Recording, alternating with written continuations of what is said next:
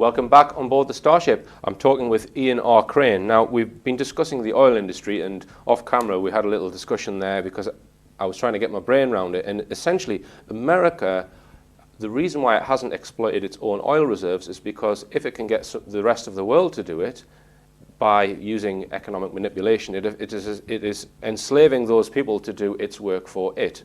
And this is why it hasn't exploited its own oil reserves. It seems a bit bizarre, but you say that this is the con, or this is the trick that most people don't see. Exactly, Okay. exactly. And you see, I mean, the key point is that the only way in which the US can make sure that it's selling its armaments overseas, rather than giving them away, is to make sure that these other countries have money.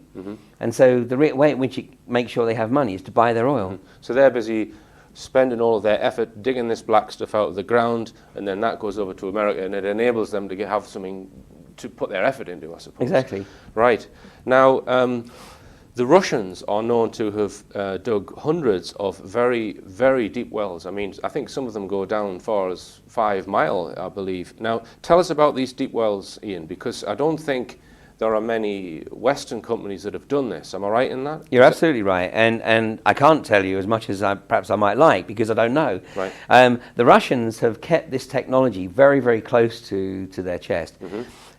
One of the important things to acknowledge here is that the Russians have a very different philosophy in terms of the origins of oil. And you know, some people might say, hang on, origins of oil and philosophy, we know what the origins of oil is. No, we don't.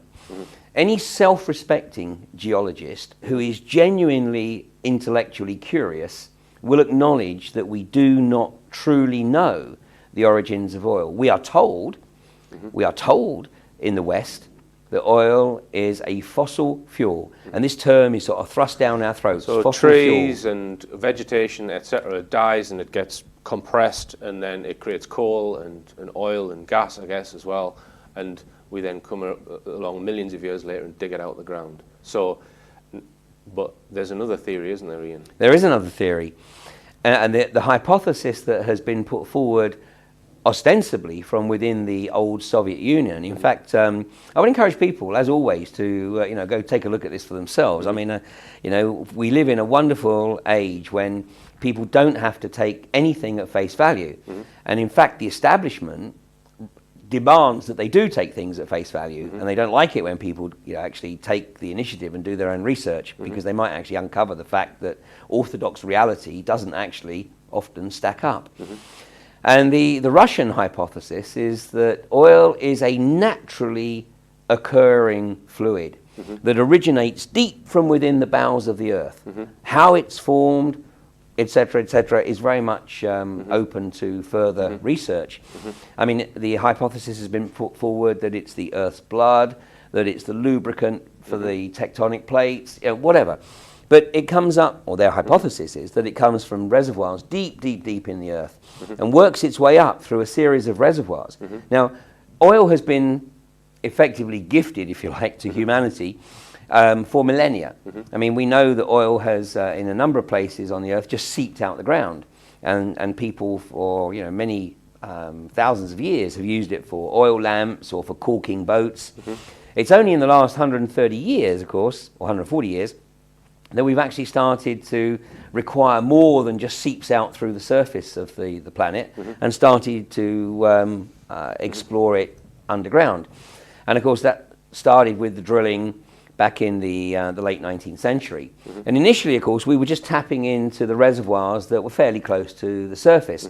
But as time has gone on and demand has increased, then we've had to go deeper and deeper. And this is now what you'll hear the proponents of peak oil saying, is they're saying, oh, actually, we weren't talking about the fact that we were going to run out of oil. What we were talking about was the fact that we're running out of the easy oil. Well, that's true. That's true. Hey, technology advances, and actually, even the more difficult oil to get at is becoming cheaper to extract as the technology enhances. But the Russians have been drilling deep wells for probably 30, 40 years, and they've kept the technology very, very close to their chest. In fact, they have a whole different philosophy of exploration as well. And that is one of the reasons, and we should actually sort of take note, because Russia, without any question, today is the world's largest producer of oil. And this would be referred to as abiotic oil. Is that the word you would use? That's the phrase that is used.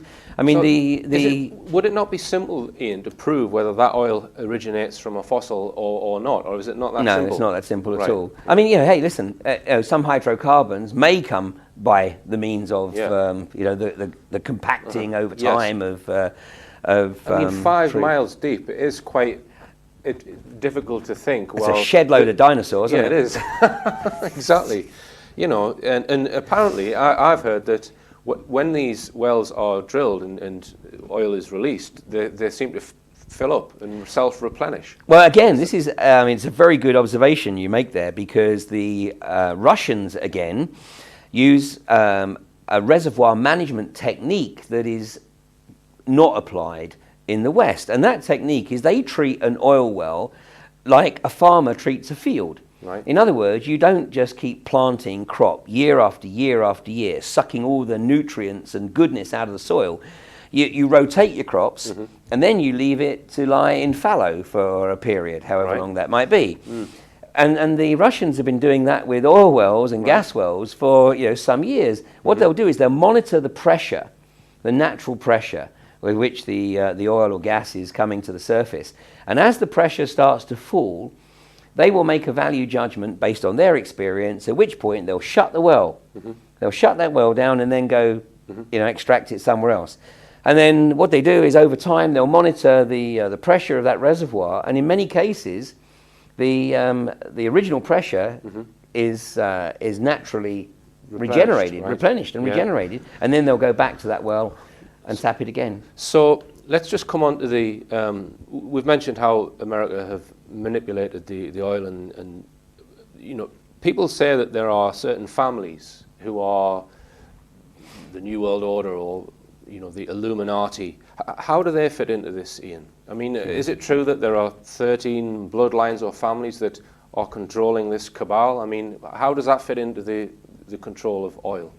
Well, I mean, obviously, what we have is the Rockefellers. I mean, you don't get away from the fact that the Rockefellers are right there. I mean, that was Standard Oil, and I mean that family still obviously has a very significant oil interest today. Right.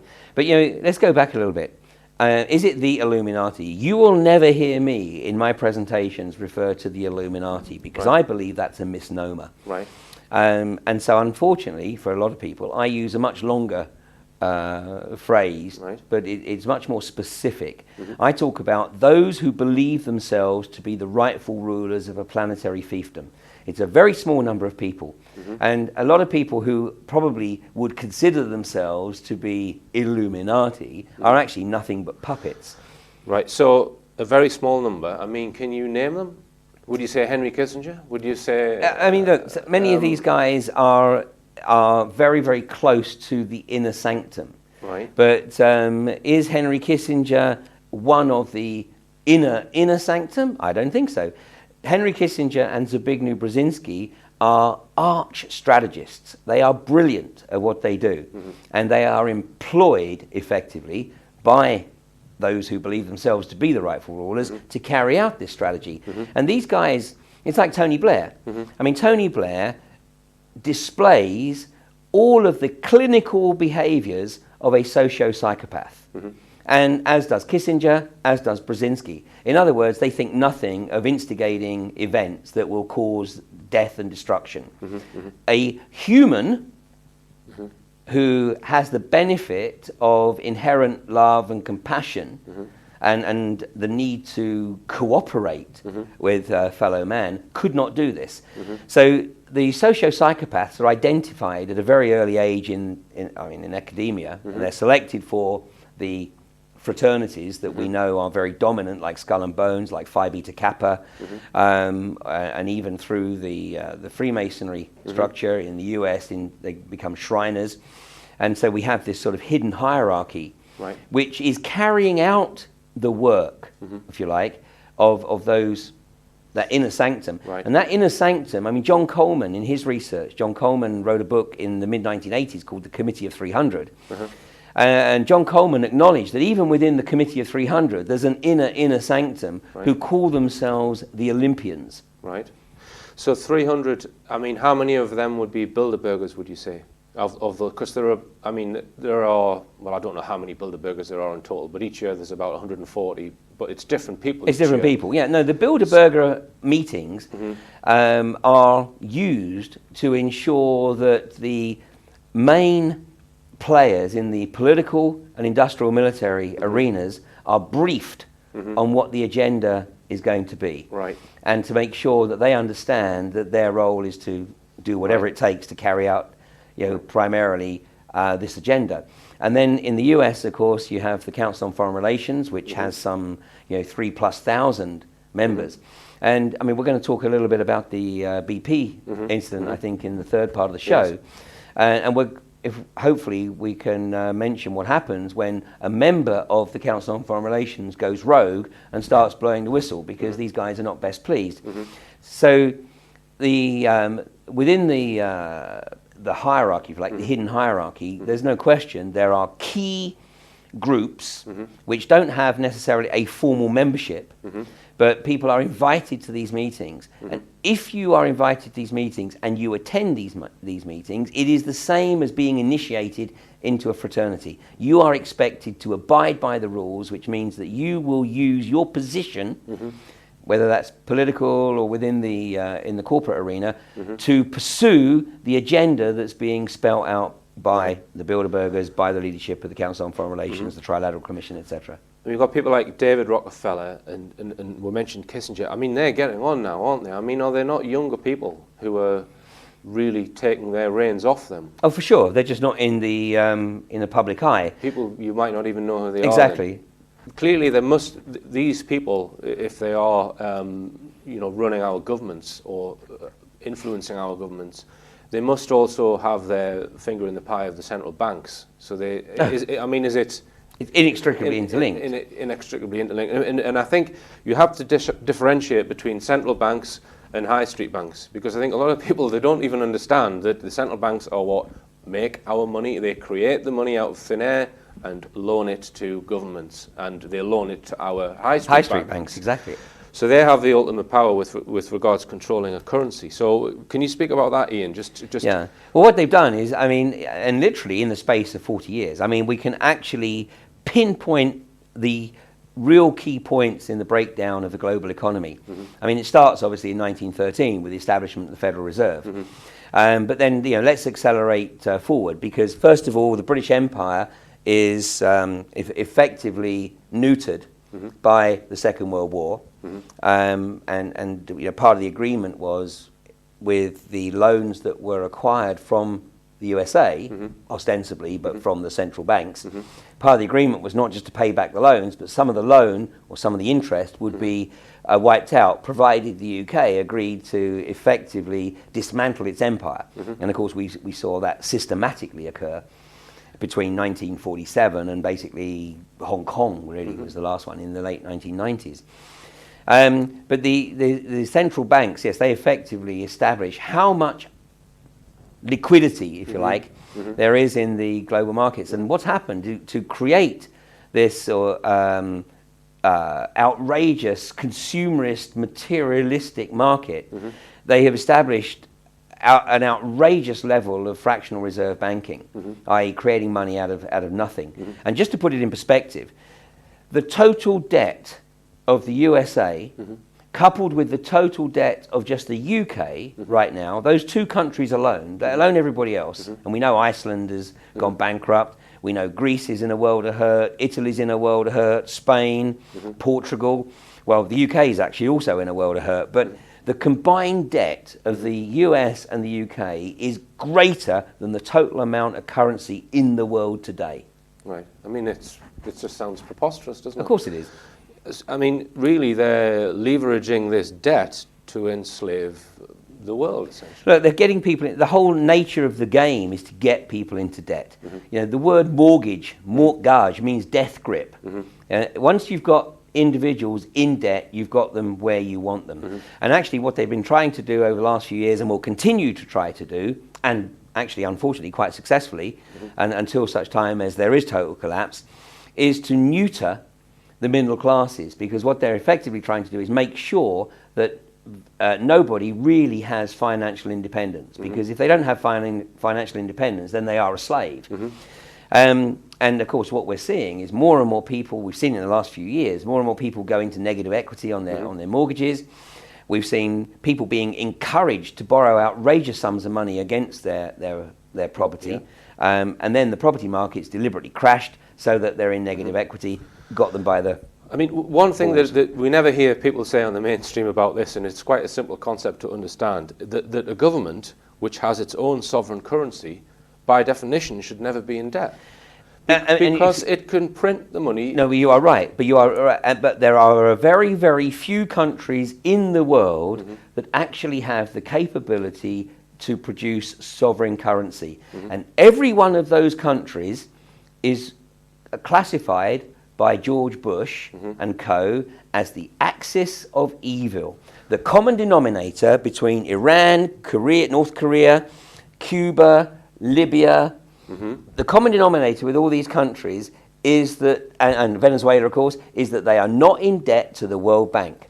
They are totally in control of their sovereign economy. Right. And the World Bank's objective is to break that. And that's why the likes of Ahmadinejad, North Korea, Chavez in Venezuela. I mean, Gaddafi has actually sort of suckered up to them a little bit and said, well, look, okay, I'll take a little bit of debt. But, an example of how a country is brought under the cosh of the World Bank is Dubai. Here was a country that should have been totally self-sufficient because it had the natural resources. And Sheikh Mohammed Al Maktoum was actually trying to develop a diversified economy. He built a massive aluminium smelting plant. He was producing power plants, desalination plants, golf, finance. I mean, it was a balanced economy. The World Bank came along and said, hey, we've got a great idea. How about you build some islands off the coast of Dubai in the shape of a palm tree, so big you'll be able to see it from outer space, and just for good measure, you can build a few more islands in the shape of the world, and again, you'll be able to see it from outer space. You'll be able to leave your mark on the planet. And Sheikh Mohammed Al Maktoum said, well, it's an interesting idea, but, it stretches my financial resources perhaps a little bit further than I might like. And they said, no worry, we'll lend you the money. And look at the return you're going to get, because, once you've built these islands, we can put massive villas on them and you can sell them to all those footballers in the UK who, well, the ones that got any money left after their divorces. But anyway, so, just as they're about to, he builds the islands because on money borrowed from the World Bank, and just as he's about to start to yield a return by selling the islands, pull the rug out from under the economy, and he's in the hock to the World Bank. The World Bank now own the Dubai natural resources. Right. Yeah, I've been there. It's a strange place, Dubai. I mean, I don't particularly like it. It's monstrous in my opinion. Well, I lived there from beginning of 1991 until 1993, and I mean it was very different back then. Right. And actually it was a very enjoyable time. But you're right, today it's very different. All right. Well, we're going to go for another break, Ian. And after the break, we're going to discuss the Gulf oil disaster.